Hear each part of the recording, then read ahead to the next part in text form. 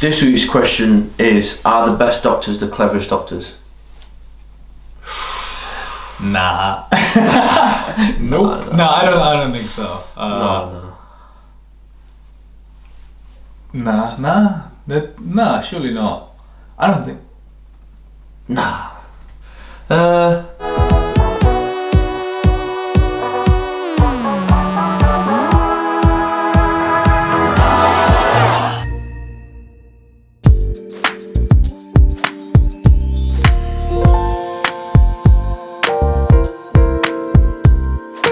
Absolutely not. That is not true in any way.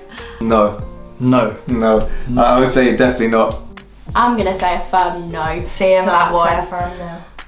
I tell myself because I'm not the cleverest doctor. But no, I actually do think no. No, hell no, absolutely not. I think it's a good question, but it's like so like, well, of course, like as in a patient's point of view, yes, I would want my doctor to be the cleverest. I want my doctor to know everything there possibly is. So like you'd expect that, but then is it just about being clever?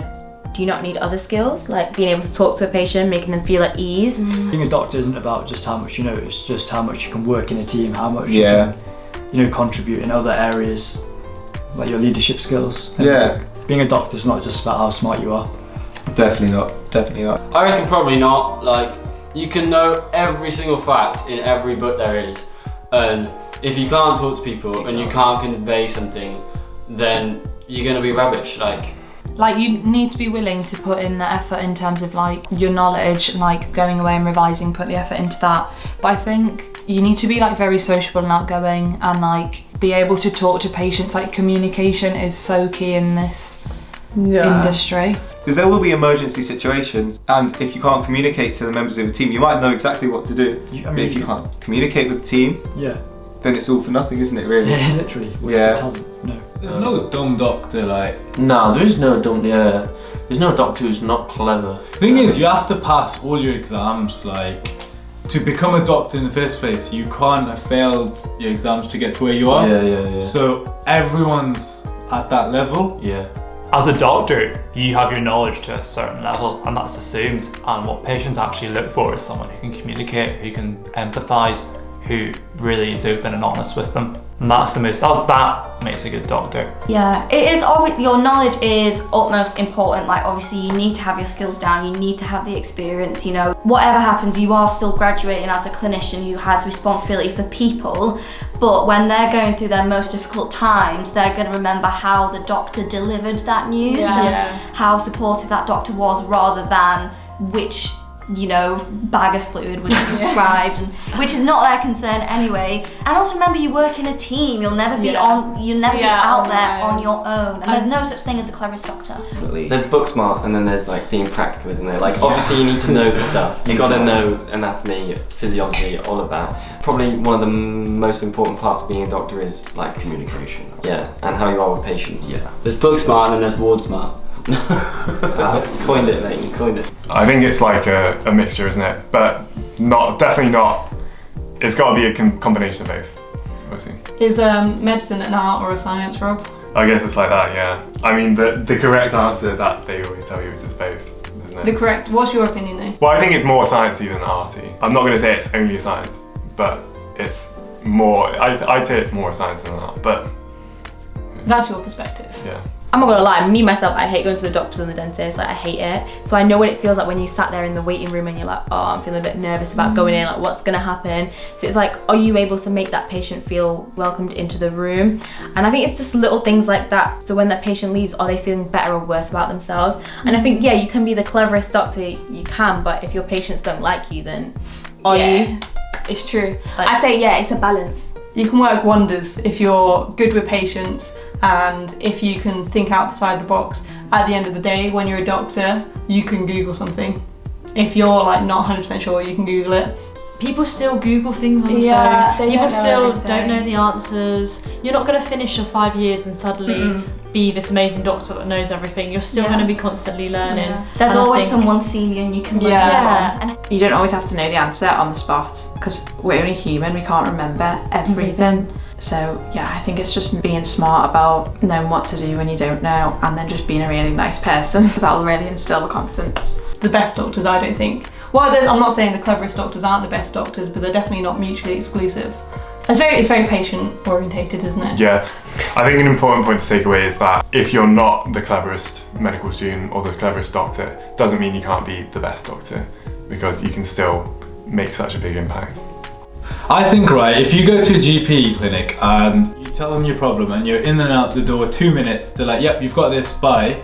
Compared to if someone spends 5 or 10 minutes chatting to you, how's your day been, what are you up to, how's life, and you still get there, I think most people would prefer the second doctor. Yeah. You know, the one who has that conversation skills, who engages. Genuinely cares. Because like obviously it's a bit of a stereotype to think clever doctors are like weird and like sit in the corner, and like not clever doctors are like bubbly people. There is obviously, you get mixes of everything. Exactly. But I'd say putting all your effort into reading your books and like being the best at that, but neglecting parts where you need to, like the social side of it, is a mistake. It's just a mistake. You're not going to be able to build rapport with patients, and it's just important. It's just really important. I say maybe in some specialties lend themselves more to one side, but even still, the best doctors have the best balance. Yeah, we get quite a lot of teaching at like Liverpool Med School, like from first year. Like you have the CCP sessions where you get like trained actors come in and you like practice, and it can be really daunting the first few sessions when you're like doing it in front of your like group of 10 people who you don't know any of them either, and you've never done it before. But it's so good at like just throwing you in at the deep end, because then when you actually see patients in the real setting, it just feels so much more natural. Yeah, and like try and take it seriously. Like I know in the sessions it's like, oh, it's an actor, it's not serious, but you definitely get what you put in those sessions. Because like, so as they'll tell you in med school, 80% of the diagnosis in the history, mate. Yeah, 80% of your diagnosis is from your history, they say. So you need to get that history to a T. If you can't communicate, then you're missing out on a big chunk. And in order to do that, like we said earlier, you have to like be able to create like a relationship and a rapport with the patient. You need to have that relationship with them so that they're like willing to give like that person information, especially when it's like a personal history, or like when they're obviously upset and you need to like help calm them down. Like communication is the most important thing. And getting your communication to be like quite concise. Like you haven't really got, you got to build that rapport. Like you got to learn how to do that well, because you don't always have that time. Also, like you need to be able to adapt to different situations. Like speaking to a consultant is going to be so different to speaking to a patient. You need to be able to like not use all the like fancy medical jargon. Knowing all the like fancy technical terms is great, but the patients don't know that, and you've got to be able to explain it in a way that they can understand. And it is so important, like empathy and being able to relate to your patient. Like that is 100 times more important, I think.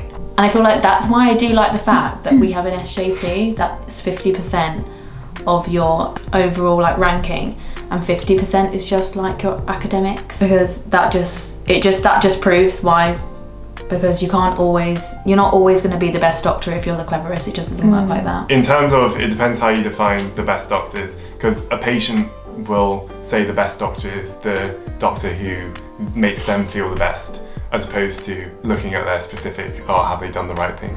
I think for patients, what they think is a clever doctor is not what we think a clever doctor is. No, because they think someone who comes up to them with like confidence and like can just communicate things well, they think they're the clever doctor. Yeah, you have more confidence in someone, don't you? Yeah, I think definitely if you have a really good bedside manner and you really engage with the patient, I think they're more like, you know, you've got to be safe and clever about being safe and knowing when to ask when you don't know the answer, or follow it up. I think like, obviously we need the clever doctors to go into research and give us more things to do and develop things, and it is important obviously, and like not taken away from the people that do those things, you know, like it's important. Coming and studying medicine has made me realise that you don't need to be really clever to study medicine. No. You need to be good with people, and you need to be a hard worker and willing to learn. Yeah. Because I know so many people that couldn't do medicine because they didn't get the grades, but would be amazing doctors. Yeah. And it is such a shame, and in a way it's kind of like a flaw in the system, because you have to get these grades. But you won't get by on just being clever in medical school. So that is what will catch you out, I think. Yeah, and I think that's one thing that hits people quite hard in first year. Like, you're used to working really hard, you're used to being the best in class, and all of a sudden, little not fish, being big the best. pond, isn't it? Yeah, it is. And I think what people forget is that some people are good at one thing, and other people might not be good at that thing, but they're good at other things. So and it's not about smartness. Being ill is a big thing for people that don't see it every day. So I think communicating to them in a way that they understand and showing that you care and you're trying to understand from their position is so important. And yeah, sometimes that doesn't always come across in the cleverest doctors. I don't feel there's no saying that the cleverest doctors aren't good doctors, because they still are. And I think we need every type of doctor with the brains and the communication, and I think that's why working as a team works great in those circumstances as well. And that's where like the competitiveness comes into, because you can't be the best doctor, you can't have it, because you just can't do it, you can't know everything, which is not necessarily being the cleverest doctor. And that's the answer.